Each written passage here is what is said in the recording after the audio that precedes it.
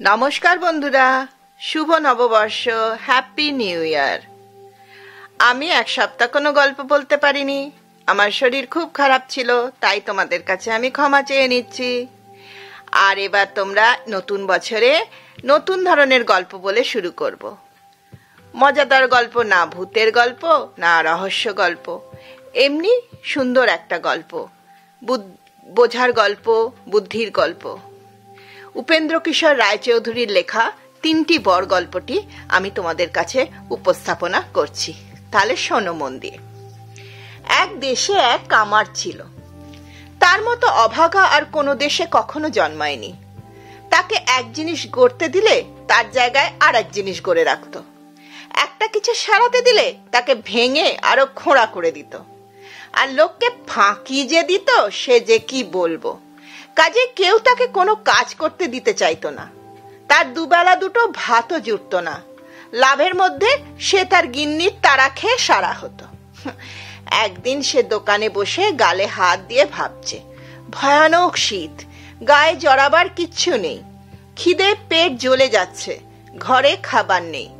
এমন সময় কোত্থেকে এক এই লম্বা সাদা দাড়িওয়ালা বুড়ো লাঠি ভর করে কাঁপতে কাঁপতে এসে তার দোকানের সামনে দাঁড়িয়ে বলল, জয় হোক বাবা, দুঃখী বুড়োকে কিছু খেতে দাও।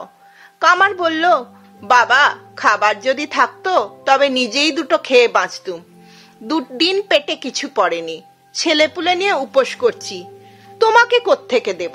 তুমি না হয় ঘরে এসে একটু গরম হয়ে যাও, আমি হাঁফড় ঠেলে আগুনটা উস্কিয়ে দিচ্ছি। বুড়ো তখন কাঁপতে কাঁপতে ঘরে এসে বলল, আহা বাঁচালে বাবা, শীতে জমে গিয়েছিলাম, তুমি দেখছি আমার চেয়েও দুঃখী, আমার নিজের খেতে পেলেই চলবে, তোমার আবার স্ত্রী আর ছেলেপুলেও আছে। এই বলে বুড়ো আগুনের কাছে এসে বসলো। কামার খুব করে হাঁফড় ঠেলে আগুন উস্কিয়ে তাকে গরম করে দিল।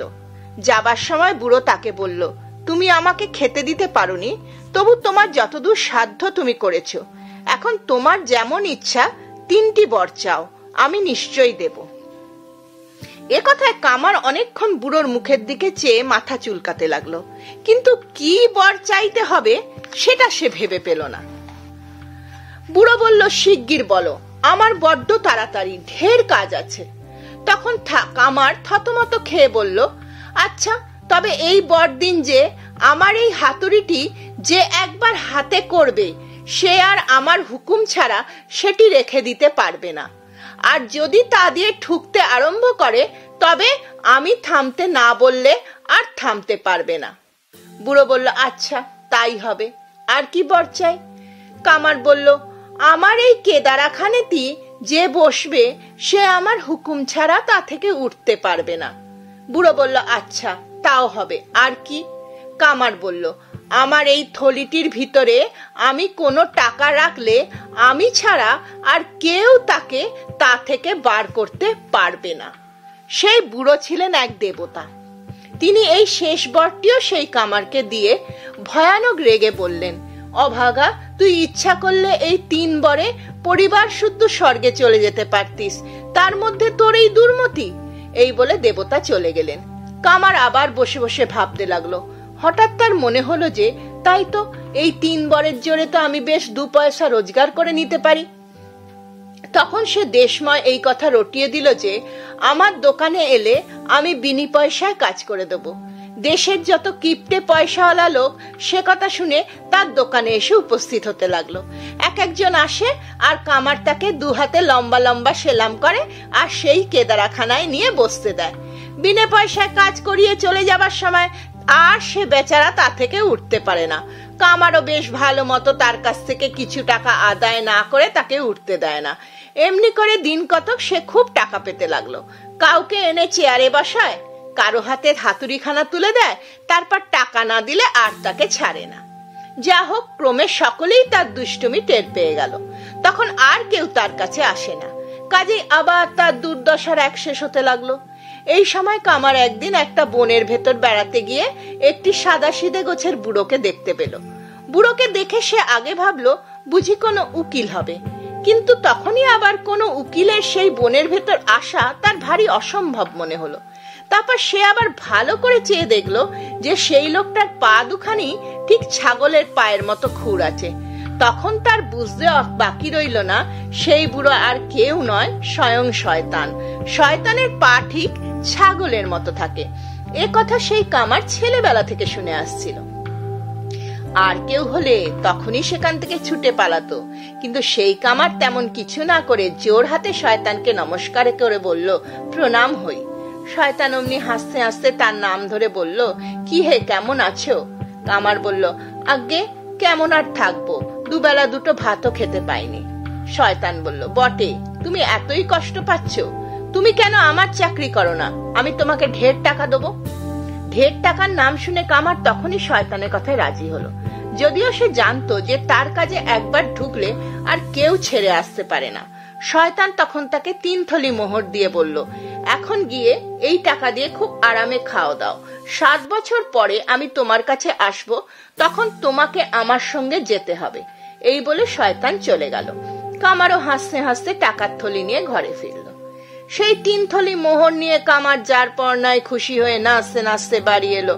ভাবলো এখন 7 বছর এই মোহর দিয়ে খুব ধুমধাম করে নেবে। 7 বছর পরে শয়তানের তাকে নিতে আসবার কথা, তখন তার সঙ্গে যেতেই হবে।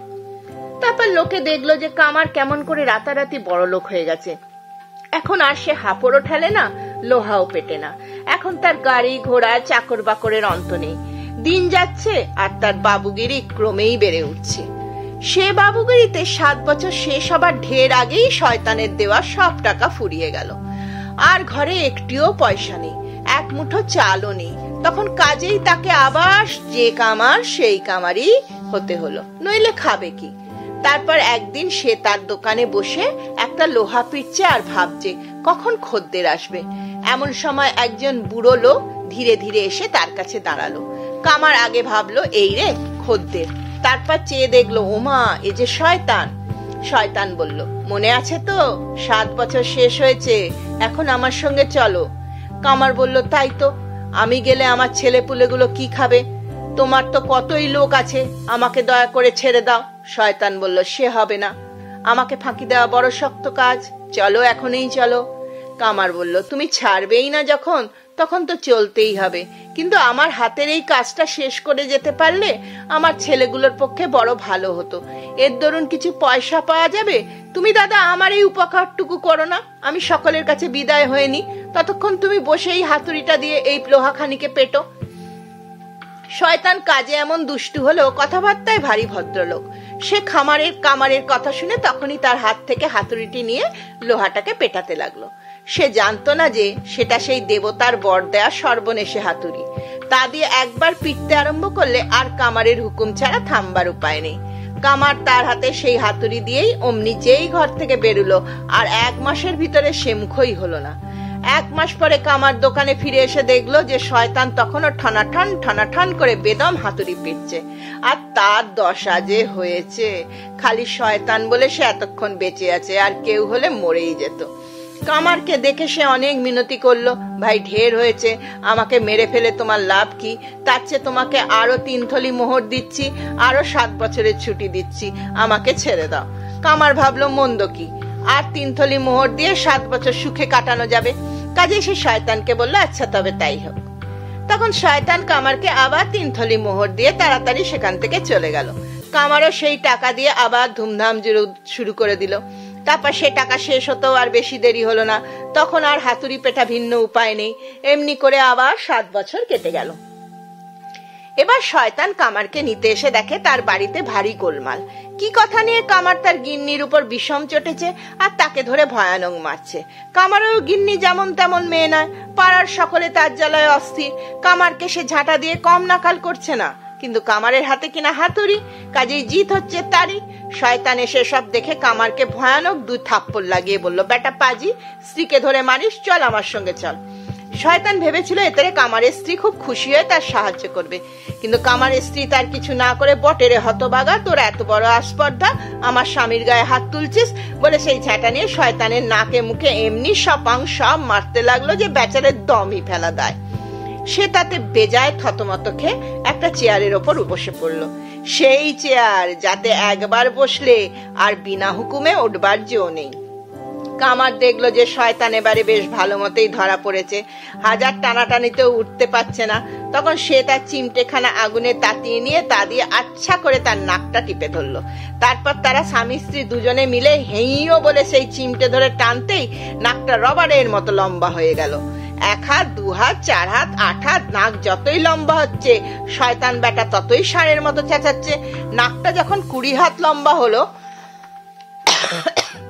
তখন শয়তান আর থাকতে না পড়ে নাকে শুকে বলল, দোহাই দাদা আর টেনো না, মরে যাব। কামার বলল, আরো 3 থলি টাকা আর 7 বছরের ছুটি দেবে কিনা বলো। শয়তান ব্যস্ত হয়ে বলল, এক্ষুনি এই নাও। বলেই 3 থলি ঝকঝকে মোহর এনে কামারের কাছে হাজির হলো। কামার সেগুলো সিন্ধুকে তুলে শয়তানকে বলল, আচ্ছা তবে যাও। শয়তান ছাড়া পেয়ে সেখান থেকে এমনি ছুট দিল যে ছুট কাকে বলে। তখন কামার আর তার স্ত্রী মেঝে গড়াগড়ি দিয়ে যা হাসি হাসলো, আর 7 বছরের জন্য তাদের কোনো ভাবনা রইল না। 7 বছর যখন শেষ হলো তখন কামারের টাকাও ফুরিয়ে গেল, তাকে আবার তার ব্যবসা ধরতে হলো। ততদিনে শয়তানও আবার তাকে নেবার জন্য এসে উপস্থিত হলো। 7 বছর পরে শয়তান কামারকে নেবার জন্য এসে উপস্থিত হয়েছে, কিন্তু গতবারে সে নাকে যে চিমটি খেয়ে গিয়েছিল তার কথা ভেবে আর সে সোজাসুজি কামারের সামনে এসে দাঁড়াতে ভরসা পাচ্ছে না। তাই এবারে সে ভারী এক ফোন দিয়ে এটে বসেছে। শয়তান জানে যে কেউ যদি তাকে নিজে থেকে আদর করে নিয়ে যায় তাহলে সে তার কিছুতেই তার হাত ছাড়াতে পারে না। তখন শয়তান করলো কি, একটি ঝকঝকে মোহর হয়ে ঠিক কামারের দোকানের সামনে রাস্তায় গিয়ে পড়ে রইল। সে ভাবলো যে কামার খেতে পায় না, মোহরটি দেখলে সে পরম আদরে তাকে এসে তুলে নিয়ে যাবে। তারপর আর সে শয়তানকে ফাঁকি দিয়ে যাবে কোথায়। যে কথা সেই কাজ। কামার সেই মোহরটিকে দেখতে পাওয়া মাত্রই ছুটে গিয়ে সেটিকে তুলে এনে তার থলে ভরলো। থলের ভিতর থেকে শয়তান হেসে তাকে বলল, কি বাপু, এখন কোথায় যাবে? নিজে ধরে আমাকে ঘরে এনেছো, তার মজাটা এখনই দেখতে পাবে। কামার বলল, কি রে বেটা, তুই নাকি? তোর বুঝি আর মরবার জায়গা জোটেনি, তাই আমার থলের ভিতর এসেছিস? দাঁড়া, তোকে দেখাচ্ছি। এ কথায় শয়তান এমনি রেগে গেল যে পারলে সে তখনই কামারকে মেরে শেষ করে, কিন্তু থলের বাইরে এলে তবে তো শেষ করবে। সে যে সেই বিষম থলে, তার ভেতরে ঢুকলে আর বেরোবার হুকুম নেই। শয়তান বেচারার খালি ছটপটাই সার হলো, থলের ভেতর থেকে বেরোতে পারলো না। ততক্ষণে কামার সেই থলেটা নিয়ে রেখে গিন্নিকে ডেকে দুজনে 2 প্রকাণ্ড হাতুড়ি নিয়ে দমাদ্দম এমন পিটুনি জ্বললো যে পিটুনি কাকে বলে। পিটুনি খেয়ে শয়তান খানিক খুব চেঁচালো। তারপর যখন তার চেঁচানি আসে না তখন গোঙাতে বলল, ছেড়ে দাও দাদা, তোমার পায়ে পড়ি। এবার তোমাকে বিশাল বিশাল 6 তোলে ভরা মোহর দেব, আর কখনো তোমার কাছে আসবো না। এ কথায় কামারের গিন্নি বলল, ওগো, সে হলে নেহাত মন্দ হবে না, দাও ওকে ছেড়ে। তখন কামার বলল, কই মোহরের থলে? বলতে বলতে এমনি বড় বড় মোহরের থলে এসে হাজির হলো যে তারা দুজনে মিলেও তার একটাকে তুলতে পারে না। তখন কামার একগাল হেসে তার থলের মুখ খুলে দিয়ে বলল, যা বেটা, ফের তোর পোড়া মুখ এখানে দেখতে পাবো যেন না পাই। ততক্ষণে শয়তান থলের ভেতর থেকে বেরিয়ে এমন ব্যস্ত হয়ে ছুট দিল যে কামারের সব কথা শুনতেও পেল না। সেই 6টা থলের ভিতর এতই মোহর ছিল যে কামার হাজার ধুমধাম করেও তা শেষ করতে পারল না। 4 থলে ভালো করে ফুরোতে না ফুরোতেই সে বুড়ো হয়ে শেষে একদিন মরে গেল। মরে গিয়ে ভূত হয়ে সে ভাবলো যে এখন তো হয় স্বর্গে না হয় নরকে, দুটোর একটাই যেতে হবে। আগে স্বর্গের দিকেই গিয়ে দেখি, যদি কোনো মতে সেখানে ঢুকতে পারি। স্বর্গের ফটকের সামনে গিয়ে তার সেই দেবতাটির সঙ্গে দেখা হলো, যিনি তাকে এই 3টি বর দিয়েছিলেন। তাকে দেখে কামার ভারী খুশি হয়ে ভাবলো, এই ঠাকুরটি না আমাকে চমৎকার বরগুলো দিয়েছিলেন, ইনি অবশ্যই আমাকে ঢুকতে দেবেন। কিন্তু দেবতা তাকে দেখেই যার পর নাই রেগে বললেন, এখানে এসেছিস কি করতে? পালা হতবাগা, শিগগির পালা। কাজেই তখন বেচারা আর কি করে, সে সেখান থেকে ফিরে নরকের দিকে চলল। সেখানকার ফটকের সামনে উপস্থিত হলে শয়তানের দারোয়ানেরা তাকে জিজ্ঞাসা করলো, তোমার নাম? কামার তার নাম বলতেই 5-6টা দারোয়ান ঊর্ধ্বশ্বাসে ছুটে গিয়ে শয়তানকে বলল, মহারাজ, সেই কামার এসেছে। তা শুনে শয়তান বিষম চমকে গিয়ে একটা লাফ যে দিল, তারপর পাগলের মতো ফটকের কাছে ছুটে এসে দারোয়ানদের বলল, শিগগির দরজা বন্ধ কর, হুড়কো আট, তালা লাগা, খবরদার ও বেটাকে ঢুকতে দিবি না, ও এলে আর কি আমাদের রক্ষা থাকবে? শয়তানের গলা শুনে কামার গড়াদের ভিতর দিয়ে উঁকি মেরে হাসতে হাসতে বলল, কি দাদা, কি খবর? সে কথা শেষ না হতেই শয়তান এক লাফে এসে অমনি তার নাক মলে দিল যে কি বলবো। কামার তখনই সেখান থেকে চেঁচাতে চেঁচাতে ছুটে পালালো, কিন্তু তার আগেই তার নাকে আগুন ধরে গিয়েছিল। সে আগুন আজও নেবেনি। কামার তার জ্বালায় অস্থির হয়ে জলায় জলায় নাক ডুবিয়ে বেড়ায়। লোকে সেই আগুন দেখতে পেলে বলে, ওই যে আলেয়া। কেমন লাগলো তোমাদের গল্প? এরকম মজাদার গল্পটি, খুব মজা না? যা হোক, তোমরা তাহলে গল্পটা শুনে কমেন্ট করো তোমাদের কিরম লেগেছে, আর লাইক শেয়ার করে দিও। আর যারা নতুন দেখছো সাবস্ক্রাইব করতে ভুলো না, এটা আমার অনুরোধ রইল। তাহলে আজকে আমি আসি, টাটা।